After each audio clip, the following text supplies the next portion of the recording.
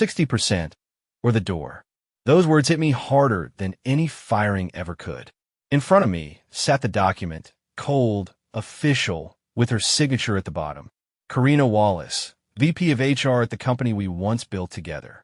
Nobody in that boardroom knew she was my wife. And that was exactly her play.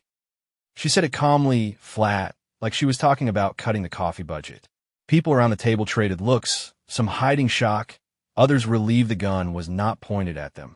I sat at the far end of the long glass table and felt something snap inside me. I should VE reacted. Stood up, pushed back, reminded them who I was and how many years I kept this company alive.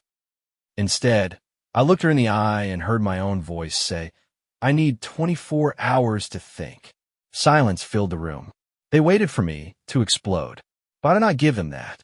I sat steady, hands folded like I was in control. Only my heart hammered so hard I felt it in my teeth. Karina gave a small nod. A flicker of a smile crossed her lips, a tiny, poisonous victory. Then she stood, closed the meeting, and walked out first without looking back. The others gathered their papers.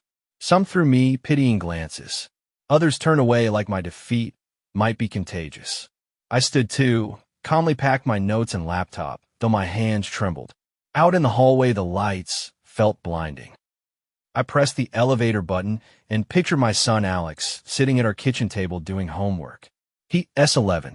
He had no idea his mother had just tried to erase his father, as a husband and as an employee. I skipped the elevator and took the stairs. The metal door slammed shut. Halfway down, I sat on the steps and leaned against the cold wall. I pulled out my phone, almost dialed her number, then stopped. What would I say? That she humiliated me? She knew. She wanted to.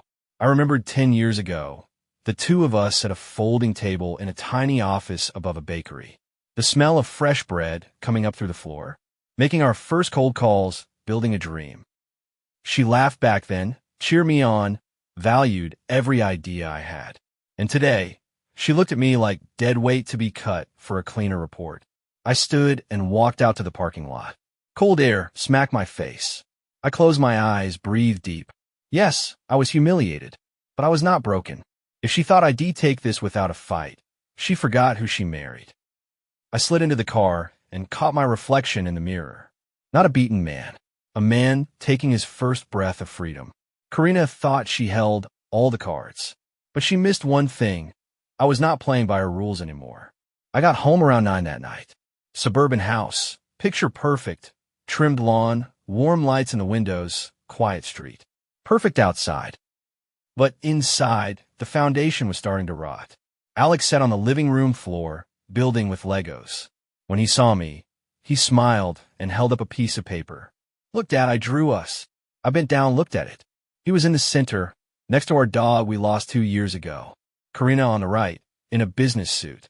And me? Nowhere. Just an empty space.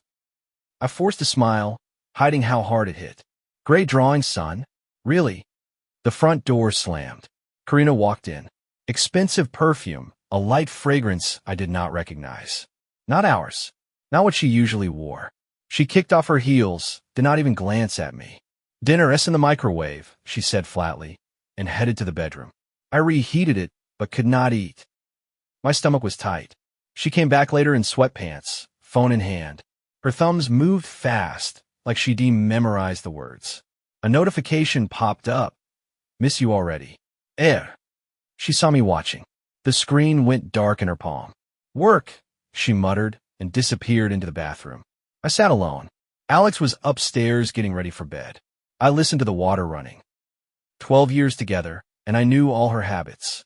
But those perfumes and that text, not work. When she came back, I asked straight, were you at the office? Yes. Strategy meeting. At a hotel. She froze for a second, then shrugged. Sometimes partners pick convenient places. So what?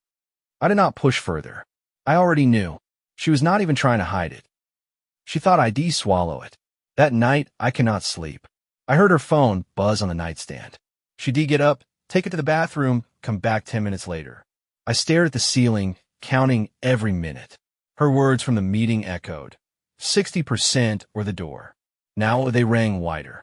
Not just about work. About us. She already handed down the sentence, just had not said it out loud yet. Near dawn, I finally dozed off. But all I saw was that text. Miss you already. Richard Blake. I knew the name. Board member. The guy who always looked at Karina too long. The guy who praised her at every meeting. The guy who once said to me, "You real lucky man, Jonathan." Now I knew exactly what he meant. I woke up with a heavy head. Karina was already gone. Not even a trace of warmth left on her side of the bed. In the kitchen sat a mug with cold coffee. She left it there like her presence in this house was just an accident. I sat at the table and stared at an old photo on the wall. The two of us in that tiny office above a bakery in downtown Chicago. Smiles on our faces, laptops and notepads in our hands, papers scattered everywhere. That's where it started. We believed in the company. We believed in each other. I remembered one night at 3 in the morning. We ate cheap pizza straight from the box, working on our first investor presentation. She was nervous. I held her hand and kept repeating, "We LL make it." And we did. I made 100 cold calls a day, went to trade shows, set up meetings. While she built her leader image, I closed the deals. My name was on the first contracts that paid our salaries. I skipped vacations to keep negotiations alive. Missed my son's birthdays to save projects. Back then, Karina said, "You re my foundation." And I believed her. Now she decided that foundation was disposable. Driving to work that morning, memories kept crashing in. I saw the night we toasted with cheap champagne in an empty office. She said, "We LL build an empire." I answered, "We LL build a family." The empire won. At the office, the day looked normal. Meetings, calls, numbers. But I felt the stares. Like people whispered behind my back. Like after yesterday's ultimatum, I was not really part of this place anymore. At lunch, I walked into the cafeteria. Karina sat at a table. Next to her, Richard Blake.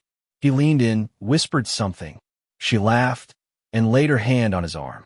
Her fingers slid down like it was the most natural thing in the world. She saw me. Did not pull her hand away. Just smiled and kept talking. I walked out without touching my food. My chest was hollow, but my mind was sharp cold. All my sacrifices, all those years for this. For her to humiliate me in public and laugh behind my back. That evening she came home late. Claimed she'd been with investors. But on her neck I saw a mark, thin, red. She tried to cover it with a scarf. "You sure you were with investors?" I asked. She looked me straight in the eye. Did not blink. "Jonathan, stop. You look ridiculous." Then she walked past me like I was not even there. I stood alone in the hallway and knew my sacrifices meant nothing to her anymore. Everything I built, everything I gave up, just background noise for her. But I was not going to be background any longer. The phone buzzed on the nightstand. Past midnight. Karina lay next to me, breathing steady. I reached slowly and glanced at the screen. Calendar reminder, Hilton Midtown, 7 p.m. She never left notes like that. Usually it was codes, SP call, BD sync. Not a hotel and a time. I screenshotted it and emailed it to myself. My hand shook, but my mind was steady. Log everything. Next day, I checked our shared calendar on the laptop. Most events were locked. This one was not. Private session. I saved that too. That evening, I asked her, "Another meeting?" "Yes." "Strategy." "At a hotel." "Sometimes it's convenient," she said. Flat. No emotion. She was not even hiding. 2 days later, I made my move. Booked a room at Hilton Midtown. Same night. Same floor. Different site. My own card, so nothing would ping her accounts. When the evening came, I arrived early. Bright lobby, couples at the bar, business guests everywhere. I went up a floor and waited by the stairs. At 7:20, the door opened. Karina stepped out in a black dress. Too bold for a strategy session. Richard Blake, right beside her. His hand slid to her waist. She did not stop him. They walked into the room. I snapped a photo of the door number. Logged the time. Every nerve screamed. Burst in, tear the mask off, show her for what she is. But I did not move. No scenes. Just evidence. An hour later, the door opened. They came out laughing. Richard adjusting his tie, Karina clutching her purse. They walked past me, oblivious. I took more shots. Back home, I opened a new folder on my laptop. Save it all. Screenshots, photos, times, places. Even a short video of them walking together down that hallway. No more suspicions. This was proof. Late that night, she came home. I pretended to sleep. She slipped into bed, turned her back to me. I stared at the ceiling and felt it growing inside me. Not rage, not grief, cold resolve. Now I had a weapon. I waited for her in the kitchen. Past 10. Alex was asleep upstairs. On the table, her calendar, printed, with Hilton Midtown circled. She walked in, saw the paper, stopped. You've been spying on me? Come. I checked the calendar, and I saw you at the hotel. She sat across from me, arms folded. This is business. Meetings like that happen. At night? In a hotel? With a man whose CA not keep his hands off you? She shrugged. You re-exaggerating. I locked eyes with her. We have a family. We have a son, and you threw it away for this. She leaned back in her chair. Jonathan, enough. We more business partners now than husband and wife. You know it. That hit harder than any proof. No denial, no excuses, just truth. She did not see me as her husband anymore, just a co-worker, and even that, expendable. So, to you, I am just an employee? You useful as long as you play your role. I stood. Then know this. I am done being useful. She smirked. You would not make it without me. I did not answer. I grabbed the folder of evidence and walked to my office. That night it was clear. The marriage was over. She did not value me as a husband, a father, or a partner. Her world revolved around power and someone else's hands. Mine revolved around what I was about to do next. The corporate hall was packed. Music, champagne, laughter. They were celebrating the annual report like it was a win, though I knew the numbers leaned on old clients ID brought in years ago. I stood at the bar with a glass of water. I came only to be seen, to remind them I still existed. Karina walked in later, red dress.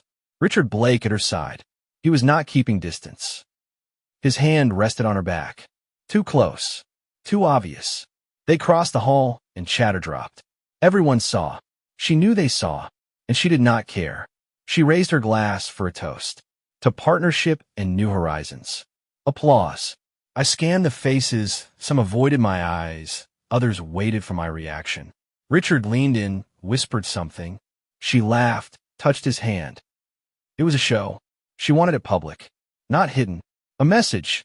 I was nothing. I set my glass down and walked out. Calm. The hallway was quiet. Each step felt like a hammer to my chest. Not anger. Not jealousy. Resolve. If I had doubts before, that erased them. It was done. Outside, streetlights glowed. I pulled out my phone, opened my email, typed one line to the competition. Ready to talk. Tomorrow. Hit send. And for the first time in a long time, I felt like ID made the right move. I booked a room across from theirs at the Hilton Midtown. Quiet, off the radar, through a third-party site. At 7 sharp, the door opposite opened. Karina walked in with Richard. His hand slid across her waist. She smiled. I hit record on my phone. Logged everything, time, room number, their faces. No suspicions anymore. This was fact. 40 minutes later, the door opened again. They came out together. Richard adjusting his tie. Karina tucking her hair under a scarf. She looked like she'd just stepped out of someone else's life, not a strategy meeting. I filmed them all the way down the hall. Clear, undeniable. Back home, I dumped the files into a locked folder. Backed them up on a flash drive. No excuses left. I had proof. Next morning, she smiled at breakfast like nothing had happened. Alex talked about school, and she nodded along. I looked at her and thought, you've already lost everything. You just do not know it yet. I did not blow up. I chose something else. I opened my contacts and found a name, David Rowan. Once my intern, now a VP at Cortex Systems, Silver's biggest competitor. I texted, David, time to talk. Tomorrow? Reply in 3 minutes. Been waiting. 7:30 a.m., Starbucks on Lincoln. I smiled. Pieces were moving fast. At the cafe, David laid out a folder. Offer, Senior VP, salary 1.5 times higher, bonuses stock. Most important, no restrictions. I pulled out my Silver Systems contract. Page 11, no non-compete clause. Karina herself had cut a year ago to look progressive in front of the board. She thought I'd never leave. Her mistake. We LL signed immediately, David said. One condition. You do not chase clients. They come on their own. They will, I answered. We shook hands. That evening, I wrote my resignation. 1 week notice. At home, I laid the letter beside the flash drive. 2 documents, 2 endings, marriage and career. I had not decided which to deliver first. But I knew one thing. I was done living in her shadow. 2 days later, my phone would not stop. First call, VP of Telstar Solutions. Jonathan, heard you re-leaving. Where to? Let us talk. I had not pitched. They came to me. Then an email from Graywell International. Subject, future partnership. Straight to the point. If you move, we move with you. By lunch, I had 4 requests. All long-term clients. All built on my trust. I smiled, but inside I was cold. This was not revenge. This was collapse. Quiet. Inevitable. That night Karina came home tired, annoyed. She had no idea the ground was already breaking beneath her. The board waited for you today, she said. Where were you? At a meeting, I said calmly. With people who value what I do. Her brows pulled tight. You reacting strange. I gave her nothing. 3 days later, silver took its first hit. Telstar officially ended their contract. The market noticed. Panic whispers followed. I read the headline over breakfast. Karina stormed around the kitchen, typing furiously on her laptop. She was still fighting. But I knew it was over. And the best part? I had not made the first move. I walked in her office one morning. Glass walls, skyline view. She sat behind a massive desk like royalty, signing papers. Jonathan, he got a meeting in 5 minutes, she said without looking up. I set 2 documents in front of her. Divorce papers. And my signed contract with Cortec. She looked up.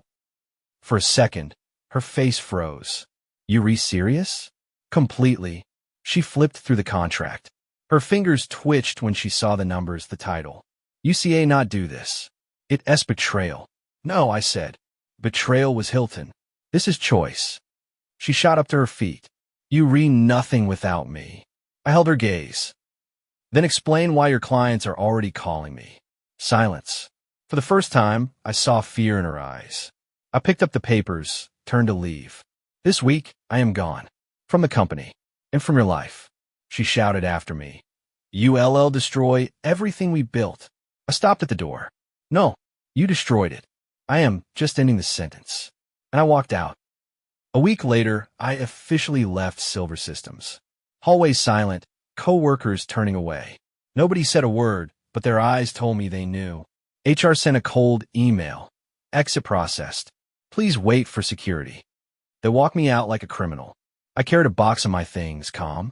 At the door, my phone buzzed. Headlines. Telstar cuts ties. Graywell considering shift. Silver S stock down 10%. Karina scrambled, calling clients, begging with discounts. Calls still circled back to me. I did not chase them. They came anyway. A month later, the press wrote, Silver loses 3 major clients. HR leadership under fire. Karina S. photo on the front page, harsh, exposed. Nobody saw a leader anymore. I sat in my new Cortec office. Spacious, Riverview clean desk. Calendar full of meetings with new clients. People listened. Respected. That evening, I went home. Alex waited with a soccer ball. Dad, let us play? Let us go. We ran out to the yard. I watched him laugh, sprint across the grass. And I knew. Everything I needed, I already had. And her? Nothing. The divorce went quick. Judge read the ruling in a monotone. Karina sat with her lawyer, eyes straight ahead. No tears, no please. Just a mask. When it was over, she stopped me in the hallway. You really would not give me a chance? She asked softly. You had one. You lost it at Hilton, I said. She looked away. Her confidence was gone. Now, she was just a woman stripped of both husband and career. I turned and walked off. Never looked back. A month later, the news ran. Karina Wallace resigns from Silver Systems for personal reasons. Everyone knew she was forced out. Reputation gone. I was standing on a soccer field. Alex played for his team. I helped coach. He scored, turned, and shouted, "This one is for you, Dad." I smiled. That was my real win. I was not living in her shadow anymore. I was living my life. And I realized the truth. Betrayal did not kill me. It freed me. And that is where today's story ends. Thank you for watching to the end. If you enjoyed it, do not forget to like and comment. We'd love to discuss this story with you. See you in the next video.